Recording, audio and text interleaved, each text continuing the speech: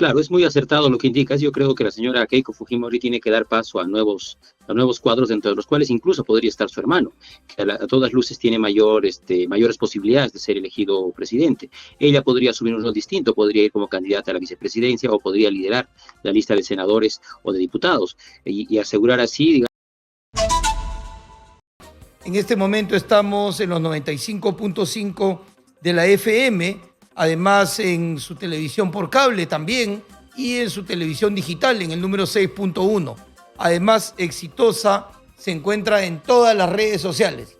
En cualquier momento del día que usted quiera estar informado, camino al trabajo, en la universidad o en la misma casa, de repente usted coge su celular y quiere información inmediata de qué es lo último que está pasando.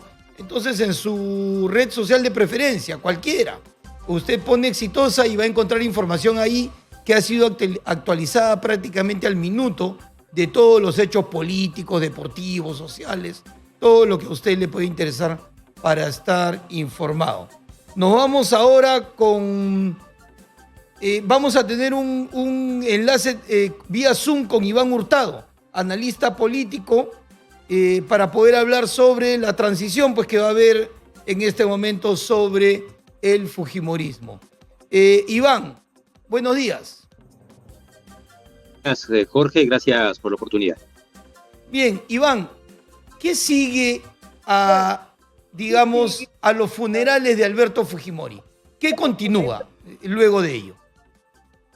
Bueno, creo que la muerte de Alberto Fujimori de alguna manera marca el fin de una etapa histórica en el Perú, no solo dentro del fujimorismo, y abre espacio a una etapa donde, en primer lugar, el fujimorismo tiene que reinventarse, ¿no? Tiene que reinventarse y esto involucra un desarrollo político de esta fuerza política que involucra una ideología, pero también cuadros políticos renovados, ¿no? Yo creo que en este momento existe una oposición muy importante hacia la figura de Keiko Fujimori, incluso superior a la del fujimorismo en su conjunto, ¿no? Por ello es indispensable que se empiece a ver nuevos cuadros políticos que refresquen este movimiento, que como todos sabemos, pues es un partido político muy importante, que tiene bases y que ha tenido una presencia importante incluso después de la caída de la dictadura de Alberto Fujimori, ¿no? Iván, cuando se habla de fujimorismo, es difícil hablar de fujimorismo sin Fujimori, y en este caso sin un Fujimori. Entonces, ¿cómo plantear un fujimorismo sin Keiko, sin Kenji, sin alguien que tenga el apellido Fujimori, la sangre de Alberto, para poder continuar con el fujimorismo? Bueno, en realidad esto pasa por la evolución del partido político. Lo que ha ocurrido en los últimos 20 años, 24 años ya después de la caída de Alberto Fujimori en su gobierno, es que el nuevo liderazgo ha sido el de la señora Keiko Fujimori. Sin embargo, vistos los resultados de los últimos 3 procesos electorales, creo que el partido fujimorista haría muy bien en identificar nuevos liderazgos. Dentro de esos liderazgos no necesariamente tiene que pensarse en alguien que lleve el apellido Fujimori. Yo creo que de alguna manera el proceso de evolución institucional que debe pasar este partido político pasa por apostar por nuevos cuadros, que si bien no se pide que se aleje completamente de las figuras que llevan el apellido Fujimori, pero podrían alentar pues nuevos cuadros políticos que en este movimiento existen, ¿no? Yo creo que pasa por dejar de pensar un poco en los caudillos que tiene este partido y pensar de manera orgánica e institucional y apostar por nuevos cuadros para alcanzar mejores resultados, ¿no? Claro, si todo sucede, hablando del 2026, si todo sucede según la lógica y según lo que naturalmente pasa en los procesos electorales en el Perú, Keiko Fujimori debería perder en segunda vuelta. Entonces la pregunta es, ¿hasta cuándo Keiko Fujimori va a ser candidata a la presidencia del Perú representando al fujimorismo, ¿no? Creo que debería llegar ya como en el caso, por ejemplo, de Lourdes Flores y otros líderes que ya decidieron un día dar un paso al costado para justamente nuevos liderazgos. Claro, es muy acertado lo que indicas. Yo creo que la señora Keiko Fujimori tiene que dar paso a nuevos cuadros, dentro de los cuales incluso podría estar su hermano, que a todas luces tiene mayores posibilidades de ser elegido presidente. Ella podría asumir un rol distinto, podría ir como candidata a la vicepresidencia o podría liderar la lista de senadores o de diputados y asegurar así, digamos, esa cuota importante que logran, digamos, en el Parlamento y les da la fuerza política real los últimos 15 o 20 años, ¿no? Entonces, si nosotros vemos que la necesidad de renovar liderazgo para alcanzar mejores resultados de los que ha obtenido actualmente, la idea de que la señora Keiko Fujimori dé un paso al costado en su pretensión de llegar directamente a la presidencia, creo que sería muy importante, ¿no? Porque ya, como bien lo has indicado, se va a repetir la historia. Ella va a llegar seguramente a una segunda vuelta, pero va a volver a perder la segunda vuelta. Entonces, si queremos, o si el fujimorismo busca alcanzar realmente el poder, tiene que buscar nuevos cuadros. Y la primera figura que aparece ahí, definitivamente, es el de Kenji Fujimori. Sin embargo, en un proceso de evolución institucional, podrían pensar también en otros cuadros dentro del partido, no necesariamente con un apellido Fujimori por delante, ¿no? Ahora, producto al comienzo del programa he dado ya mis condolencias a la familia, naturalmente, pero este es un programa de opinión política.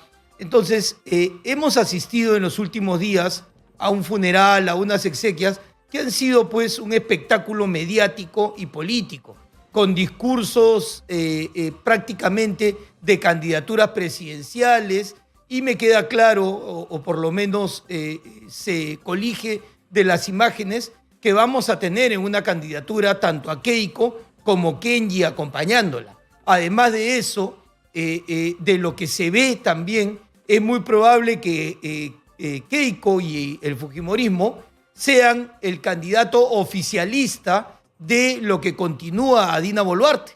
Se ha manifestado claramente ya la relación que tienen ambas personas, o por lo menos ambos grupos políticos, Presidencia de la República con su grupo de gobierno y el partido Fuerza Popular. Bueno, Jorge, yo no estoy de acuerdo con esa lectura. Yo no creo que en cierta medida el fujimorismo sea un partido oficialista en este momento, ¿no? Lo que hay es una coalición de derecha que tiene varios partidos políticos que de alguna manera han sostenido a la presidencia de la presidenta Dina Boluarte. Sin embargo, cuando demos paso, estemos más cerca de elecciones, seguramente esta coalición que ha soportado a la presidenta Dina Boluarte va a empezar a desmembrarse y cada quien va a empezar a luchar por posicionarse políticamente de cara al proceso electoral del año 2016. Y es evidente que en ese momento pues se van a alentar seguramente procesos de escisión dentro de esa coalición que se ha armado en el Parlamento, ¿no? Con la finalidad de tener mayores probabilidades electorales. Ahora, yo no creo que en el Perú se piense de manera importante que el fujimorismo en este momento es un partido oficialista. Lo que se ve es que de alguna manera la coalición de derechas que sostiene la presidenta Dina Boluarte en cierta medida ha impulsado también, mediante presión seguramente política, que se den estos homenajes que corresponden a un ex jefe de Estado como el presidente Alberto Fujimori, ¿no? Claro, naturalmente se ha procedido de acuerdo a norma, pero se notaba pues el ánimo de muchos de sacar agua también un poco para su molino, agua del pozo, como se dice de manera coloquial. Todo el mundo apareció en la foto, todo el mundo aparecía en los abrazos. Es porque naturalmente todo el mundo esperaba y espera que esta partida de Alberto Fujimori les dé pues algún tipo de rédito. Ahora, pensando un poco más en lo que se construye hoy para lo que viene en el 2026, porque también debemos colegir de esto, de que hay un acuerdo para mantener a la presidenta Boluarte hasta el 2026. ¿Qué va a pasar justamente con la derecha y con la derecha popular del fujimorismo? ¿Cómo se va a recomponer de cara, obviamente, a lo que encontramos en la izquierda y quizás también en el nacionalismo? Bueno, lo que va a ocurrir una vez que se acerque el proceso electoral es que las coaliciones que se han armado dentro del Parlamento van a empezar a disolverse. Es decir, van a empezar a cada quien luchar por su propio pellejo y eso implica, pues, alentar, digamos, una posición política que les dé mayores posibilidades en el año 2026. Sin embargo, eso no va a hacer que caiga antes el gobierno de la presidenta Dina Boluarte. ¿Por qué? Porque ya los plazos son muy cortos y no tendría sentido adelantar un proceso electoral estando tan cerca los plazos para, digamos, el vencimiento de su mandato, ¿no? Ahora, lo que también se ve es que más allá de las coaliciones de derecha que existen en este momento en el Parlamento, lo que tenemos que ver es fuera de la caja, es decir, la cantidad de partidos políticos que en este momento se han inscrito y que tienen posibilidades de inscribir un candidato presidencial va a marcar nuevamente, digamos, una atomización del escenario electoral y dentro de esa atomización cada quien tiene que ver quién tiene mayores posibilidades. Y quizá en ese escenario se vea pues algunas coaliciones de derecha que busquen tener mayores posibilidades en un ambiente electoral bastante atomizado, ¿no? ¿Quién podría, digamos, suponiendo que podría suceder, apartando a los Fujimori de una posible candidatura por Fuerza Popular, quiénes podrían ser los nombres que podrían barajarse dentro del partido para que pudieran afrontar una candidatura?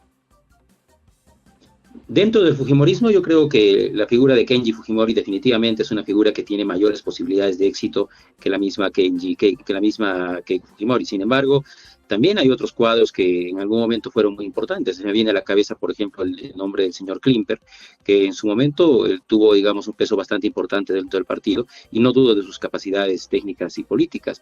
Hay otros como la figura de Miguel Torres, que también tienen bastante popularidad dentro de este movimiento, que quizás si algún Fujimori decide dar el paso al costado, ellos podrían de alguna manera tener alguna posibilidad de éxito, ¿no? Sin embargo, fuera del Fujimorismo existen figuras de derecha, como la del actual alcalde de Lima, que también tiene posibilidades interesantes que habría que analizar, ¿no? Yo creo que a 2 años de este proceso electoral todavía es un tanto prematuro si nosotros consideramos que lo que siempre ocurre es que las figuras que aparecen a última hora son las que terminan por imponerse, ¿no? Entonces, yo creo que harían bien en mantener el escenario abierto y no definir candidaturas de manera anticipada, porque tenemos que entender que en el Perú la figura del outsider es una figura que siempre termina por tener éxito en los procesos electorales, ¿no? Ajá. Ahora, hablando un poco del mismo Congreso y de cómo se va a desarrollar lo que viene con los cambios constitucionales que están promoviendo. Se hizo ya el cambio hacia la bicameralidad y entiendo que hay la intención de cambiar también el número de parlamentarios que se elegirían, tanto en diputación como a nivel congresal. Vale decir, actualizar los datos a la población, a la cantidad de población que tenemos, con lo cual crecerían los espacios para diputados como para senadores. Bueno, esa es una medida bastante cuestionada desde el punto de vista político porque incrementaría el costo de funcionamiento del Poder Legislativo en su conjunto. Sin embargo, si uno ve lo que ocurre en estos momentos, vemos que la representatividad que tiene el Parlamento en su conjunto, más allá que tiene un origen en el voto popular, es muy pobre. Entonces creo que es muy importante que se mejore la representatividad que en este momento tienen quienes nos representan en el Parlamento, porque muchas veces lo que ocurre a lo largo y ancho del país es que la gente no sabe quién es su representante en el Parlamento. ¿Por qué? Porque simplemente pues son elegidos por el voto, digamos, por quién está en primer lugar en la lista de parlamentarios. Incluso se ha dado el caso, Jorge, donde figuras que han tenido un amplio respaldo popular no han llegado al Parlamento, producto de que sus partidos no han pasado la valla electoral.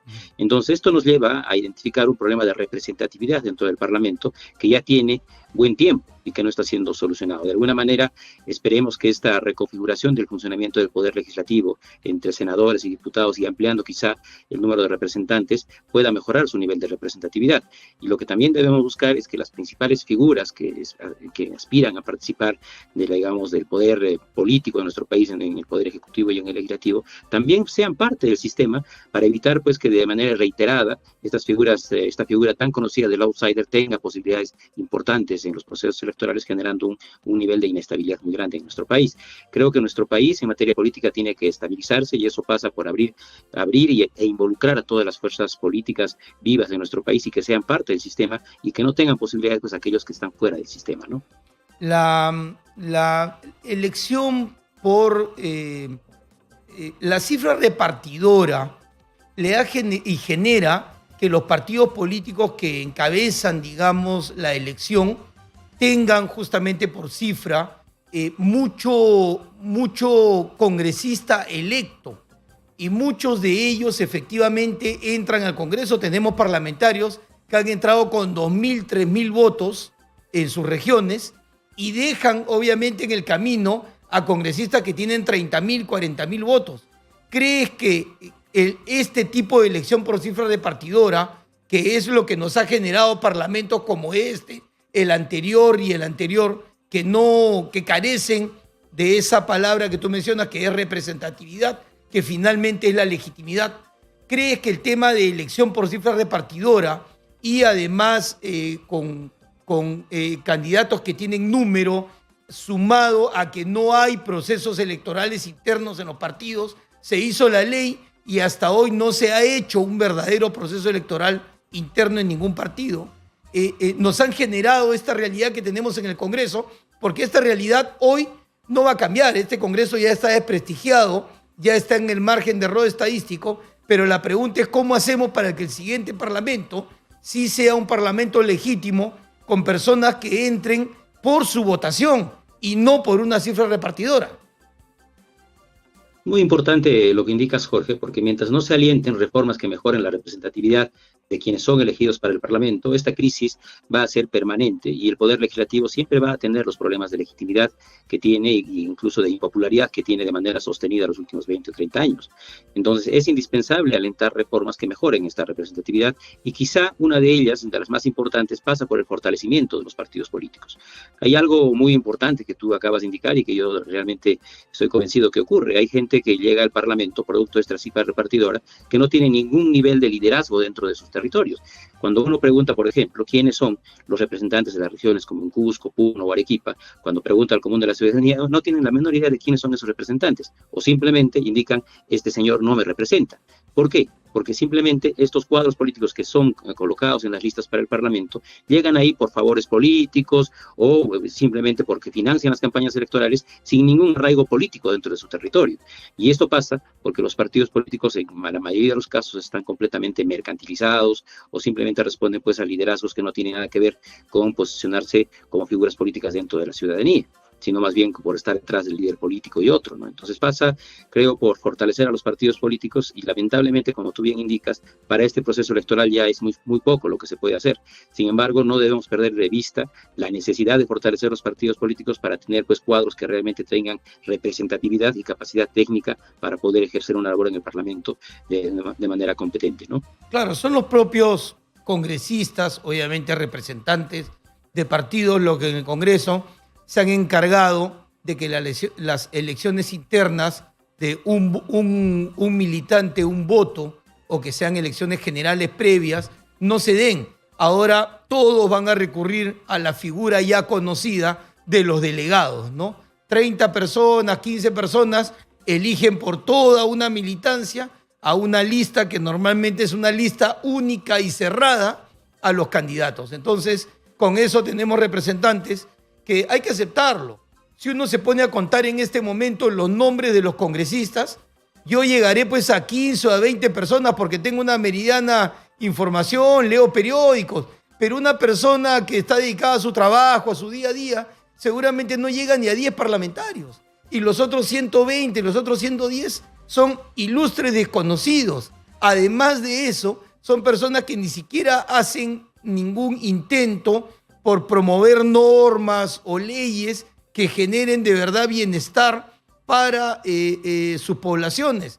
Por eso es que cuando van en sus semanas de vacaciones, esas que le llaman ellos representación, en esa semana que se van a sus regiones, la gente ni bien los ve, pues los quiere apedrar, los corretea, los bota de los restaurantes, porque naturalmente se preguntan primero quién es este, quién lo eligió para que nos represente, y encima de eso no ha hecho nada, y viene de vacaciones una semana con todo pagado a la región, ¿no? Falta de legitimidad.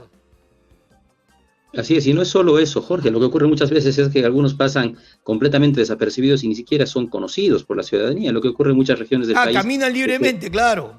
Caminan libremente, ni siquiera son conocidos y nadie sabe quiénes son, y una vez que concluye su mandato de 5 años, pasan sin pena ni gloria y nadie supo quiénes son, o sea, concluye el mandato y nadie recuerda siquiera que han sido parlamentarios, y eso evidencia pues que el poco posicionamiento político que tienen ellos y la poca influencia que tienen dentro de sus sociedades, y no olvidemos que un buen político pues siempre debe tener una influencia sobre la sociedad, digamos, marcar el rumbo, el derrotero que debe recorrer una sociedad, ¿no? Lo que está ocurriendo, como bien indicas también, es que estos parlamentarios son ilustres desconocidos que completan planchas al Parlamento simplemente porque financian la campaña o simplemente porque ganan favores personales de quien lidera una propuesta política, pero no tienen ningún arraigo político, no tienen ninguna capacidad técnica, no tienen ninguna capacidad política. Es decir, pasan sin pena ni gloria, y en muchos casos incluso tienen pues grandes cuestionamientos a niveles éticos, ¿no? Que tienen procesos judiciales y otros, lo cual genera una representación parlamentaria que uno viéndolo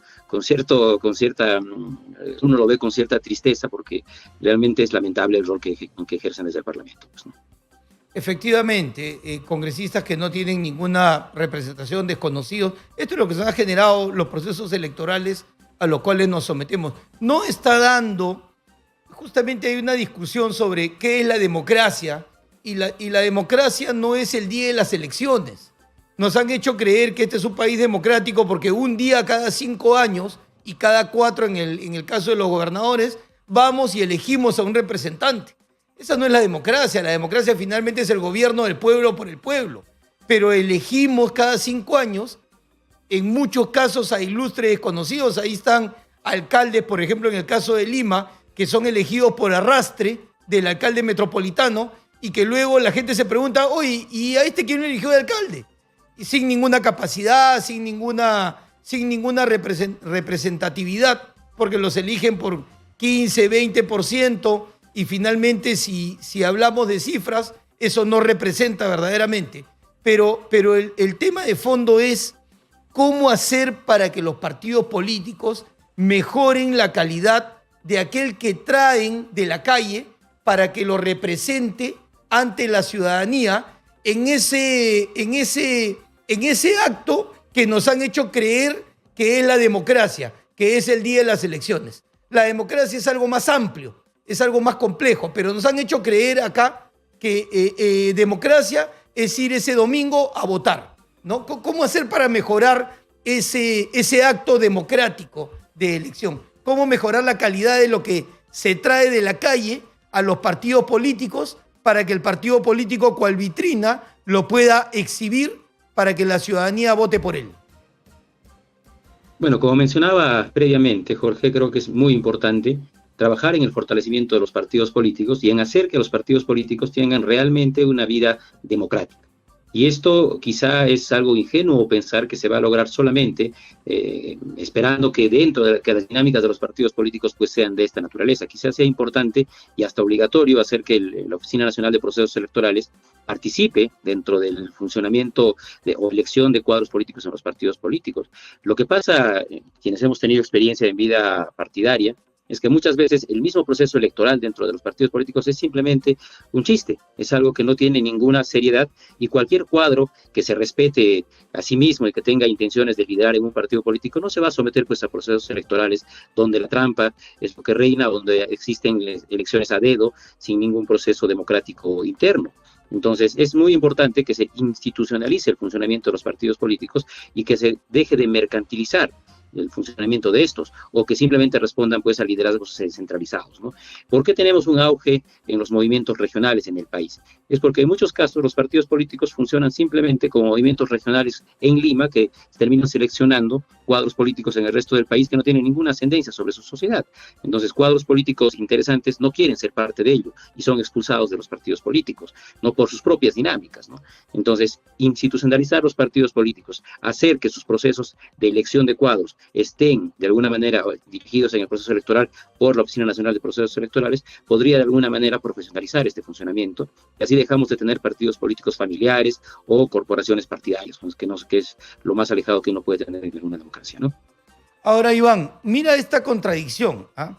Un congresista gana, si no me equivoco, un promedio como de 30.000 soles, no, más o menos, ¿no? Si lo hago 16 sueldos, más bonos, más todo lo que tiene. Bueno, pero para ser congresista solamente te piden la edad, ¿no? Y haber nacido en el Perú. Y nada más. Pero sin embargo, para ser conserje de ese congresista, o sea, una de las 5 o 7 personas que trabajan en el despacho del congresista, te piden título técnico o profesional, estudios, experiencia comprobada, te revisan el currículum de arriba a abajo, te piden todos tus certificados, habidos y por haber. Y obviamente un sueldo de 4.000, 5.000 soles que creo que le pagan a un técnico en el Congreso. No hay una incongruencia de que para ser conserje o secretario en el Congreso a una persona le pidan tal cantidad de requisitos, porque si no tienes estudios técnicos o universitarios no te dan el trabajo. Y a un congresista que es una persona que va a dar las leyes para el Congreso, que va a ser alguien que además representa a una población, no se le pide más que la edad, obviamente estar en un partido político y ser peruano de nacimiento. ¿No te parece que deberíamos mejorar también o exigir algún tipo de requisito a quienes nos van a representar? Bueno, si algo adolece la democracia en nuestro país los últimos 20 o 25 años, es definitivamente de calidad en sus cuadros políticos, ¿no? La pregunta es cómo nosotros alentamos que mejores cuadros lleguen al Parlamento, al Poder Ejecutivo, y a todos los cargos de representación nacional, ¿no? Algunos creen que, como tú planteas, que tendrían que implementarse los requisitos para acceder a estos cargos. Y por otro lado, estamos quienes pensamos que eso pasa por el fortalecimiento de los partidos políticos, ¿no?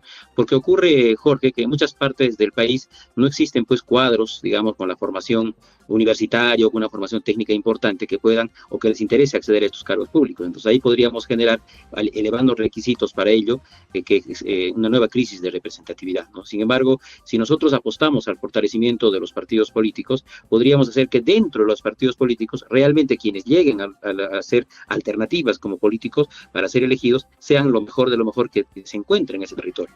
Lamentablemente eso no está ocurriendo, producto de la mercantilización de los partidos políticos de nuestro país, que ya tiene larga data, ¿no? Entonces creo que tenemos que explorar cuáles son esas vías que nos permitirían mejorar la representatividad.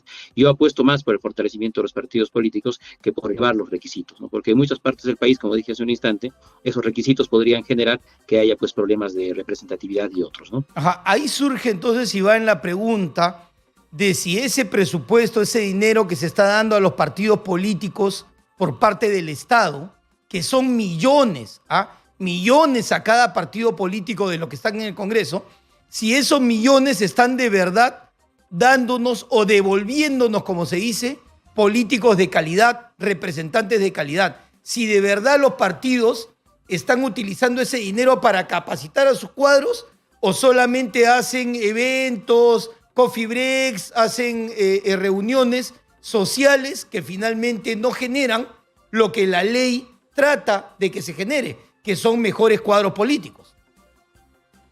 Bueno, el financiamiento de los partidos políticos está más centrado en las campañas electorales propiamente dichas, ¿no? Es decir, que financien ya la propuesta política que el partido está impulsando a nivel de cuadros, ¿no? Y debiera haber mayor fiscalización en el uso de estos fondos, porque ya se ha visto en varios partidos políticos que simplemente los fondos públicos que están destinados al fortalecimiento del partido han sido destinados, pues, a contratar consultorías fachada, en donde simplemente se le está pagando remuneraciones a quienes alientan el partido. Cuando se apuesta por financiar a los partidos políticos, no se puede ser ingenuo de no realizar procesos de fiscalización sobre el destino de estos fondos. Son fondos públicos finalmente y deben ser fiscalizados en el destino que corren estos para evitar, pues, que las cúpulas partidarias terminen generándose remuneraciones por el trabajo que vienen realizando. No olvidemos que los políticos realmente deben llevar adelante sus funciones en el marco de la responsabilidad social que uno tiene con su sociedad. No puede ser un trabajo remunerado desde los partidos políticos. Ya será remunerado cuando llegan a cargos de elección popular, cuando uno le dedica, pues, el tiempo completo a esta función. Pero en los partidos políticos, de manera disfrazada, lo que se está dando es que los fondos públicos destinados al fortalecimiento se están gastando, pues, en consultorías fachada y otros, y no se están logrando los objetivos que se plantearon en su momento, ¿no? Bien. Por ello hay que alentar la fiscalización del uso de los fondos públicos en los partidos políticos para que realmente estos sean usados, pues, en formación de liderazgos y otros, ¿no? Iván, te agradezco mucho tu presencia en el programa. Se quedan varias preguntas en el tintero para una siguiente oportunidad. Muchas gracias. Muy agradecido por la oportunidad.